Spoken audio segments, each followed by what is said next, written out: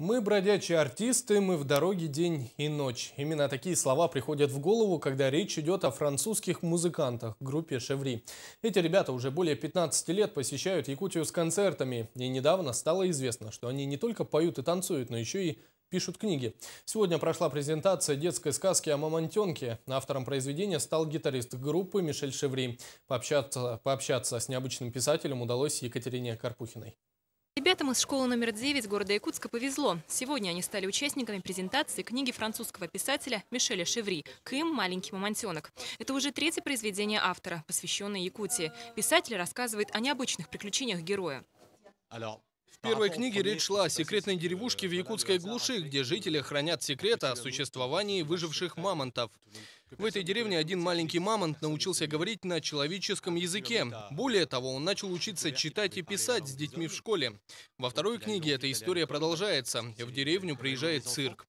Главная задача мамонтенка – увидеть представление, но оставить в секрете свое существование. Как ему это удастся, читайте и узнаете. Идея создания такого необычного произведения пришла в голову абсолютно случайно. Во время одной из поездок в Якутию с автором произошла следующая история. Одна журналистка, корреспондентка детской газеты «Кескиль», Жанна Леонтьева, она подала идею написать какую-нибудь книжку, детскую книжку о Якутии.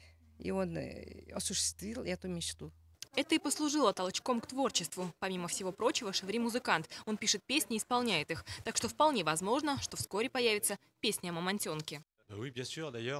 Знаете, мы настолько пропитались здесь вашей культурой, что когда вернемся на следующей неделе во Францию, обязательно проведем совместные концерты с якутскими артистами. И, конечно, здесь мы черпаем вдохновение, и у нас появляются песни, посвященные якутской тематике.